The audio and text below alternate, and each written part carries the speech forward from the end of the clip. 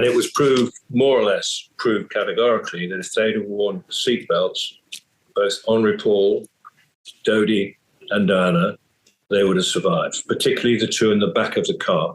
Along with Prince Charles, you sat down with Princes William and Harry, who, were so young at the time. That must have really been a different experience to anyone else that you had spoken to. Well, it wasn't. I treated Mr. Al Fayed as a grieving parent. I'd seen Henri Paul's parents, which is quite a tragic thing, because someone alleged that he was totally drunk, which he wasn't, in the papers, if you probably remember. I'd seen Trevor Rees-Jones. Yes, of course it was a difficult thing. So before the report, I think it was the day before the report was published, and we published it to the world press, I said, do you want to see me? Or I didn't say me, it's not. I said, do you want to see us? So I went along with two other people who were part of the investigation, a woman detective inspector, and outside the door, and we were going to see them in Kensington Palace. It was said, no, they only want to see you. That's me. So I went in there, and it was over an hour, I can't remember exactly how long, hour and a half. I outlined what the conclusions were for about 10 or 15 minutes, and then the rest of the time was them asking me questions, which you'd expect, because they didn't know the circumstances of their mother's death, when she died, what did she say, and beyond that, I don't want to declare what the conversations were. But at the end of the day, it was very emotional, I have to say. I was quite emotional about it myself. Were they ever angry about all these conspiracy theories surrounding the accident? I don't want to go into that, but what they were angry about, and they declared it publicly, were the paparazzi, who they thought were very much behind what had taken place by chasing the car and making the car, or inducing the car to go at 75 miles an hour. They weren't too happy about that, I can tell you. Was it also difficult because you had this conversation with them how many years past the accident? 6 years after the accident? Yeah, it was 6 years after the accident. And, what we discovered, we saw 300 new witnesses in the inquiry, including some of the people who were very close to Princess Diana, because one of the more unpleasant parts of it, we had to prove she was not pregnant, because that was one of the allegations.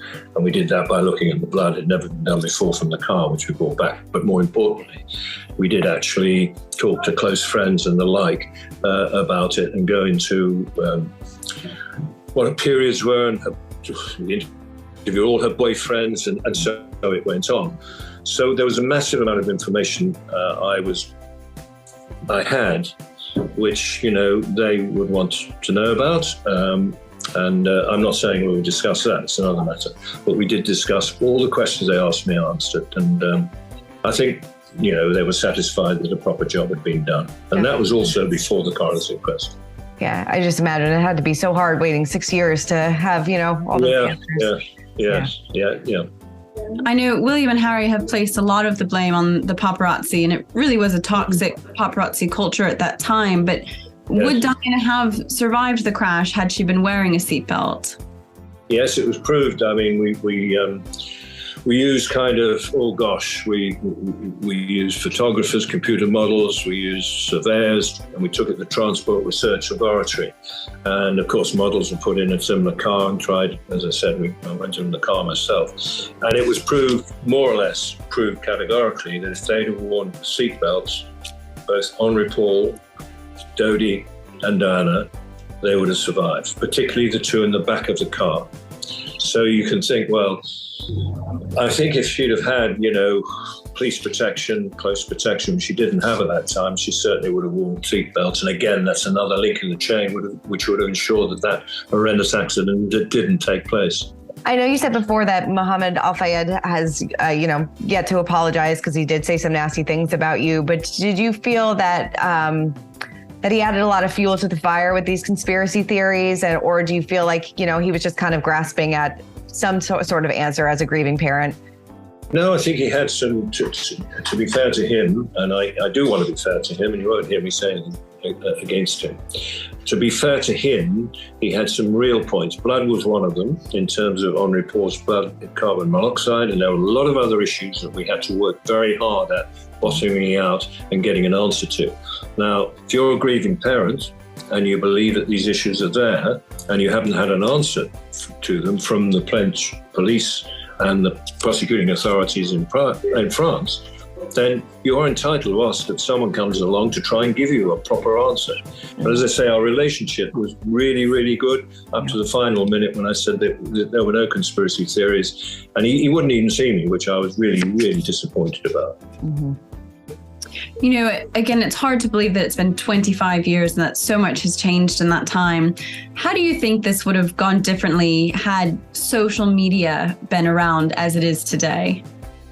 Well, it was the time of the beginning of the social media. And I think, you know, we looked at certain aspects of that just in terms of conspiracies and the rest of it. I think, would it have been any different?